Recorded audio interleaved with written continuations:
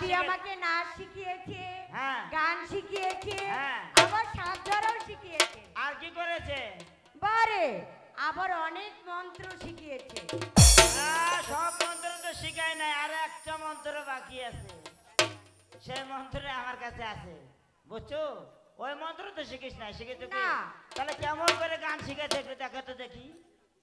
এখন তুমি সেই গান শুনবে? আরে হ্যাঁ, একটু শোনা। তাই?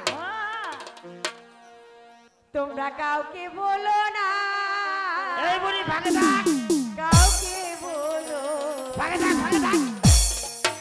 এই তো প্রথম একটি বুড়ো, এই তো